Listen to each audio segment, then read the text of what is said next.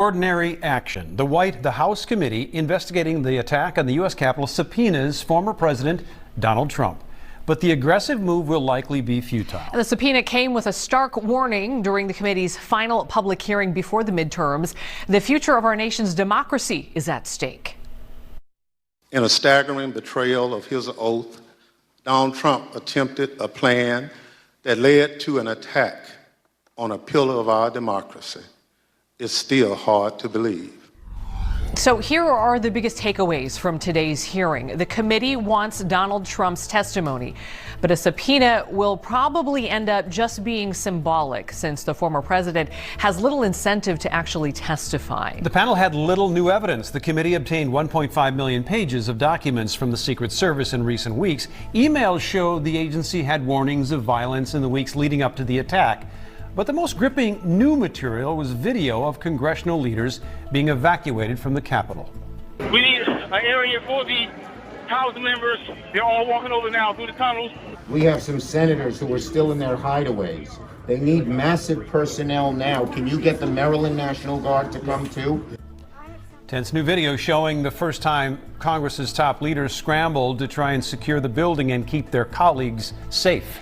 And finally, there's the question of criminal referrals, and that was left unanswered. The panel says they have sufficient information to consider criminal referrals for multiple people, but the committee hasn't decided whether or not to do that. All right, getting back now to the subpoena, this is not unprecedented. And just like the last former president subpoenaed by Congress, former President Trump, is all but certain to defy that order, and attempts to enforce one would almost certainly lead to a very big legal battle. Courtney Godfrey joining us now from the newsroom with history providing context to all of this. Courtney? Randy, several sitting presidents have received congressional subpoenas over the years, including Bill Clinton and Richard Nixon. In 1953, former President Harry Truman was called by Congress to testify about his appointment of a cabinet member who was rumored to have communist ties. Truman, much like Trump is expected to do, did not cooperate. Storming the Capitol in an attempted coup, the riots of January 6 would not only result in 5 deaths, but go down in history as an attack on American democracy. Now, more than a year and a half later, then President Donald Trump is being called to testify for his part in all of it. The committee most likely subpoenaed Donald Trump, not expecting him to come or that this would provide some new revelation, but rather to make rhetorical point. University of Minnesota political professor Larry Jacobs pointing out that Trump is not the first former or sitting president to be subpoenaed, but that the timing isn't ideal for Trump-endorsed candidates who are on the ballot this November. What Republican candidates want to be talking about, and are all over the country, crime, inflation, and the unpopularity of Joe Biden. This action by the January 6th committee now begins to cloud that. Republicans already dismissing the subpoena as political theater. Will it have a lasting effect to Election Day?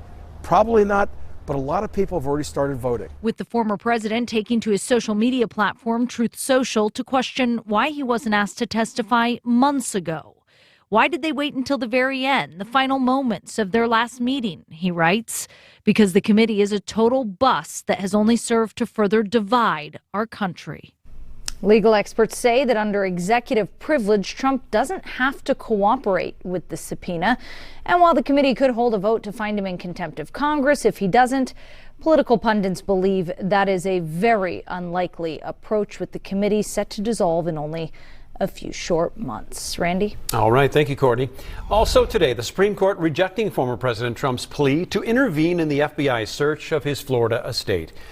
Trump wanted justices to overturn a lower court's ruling and allow a special master to review roughly 100 classified documents.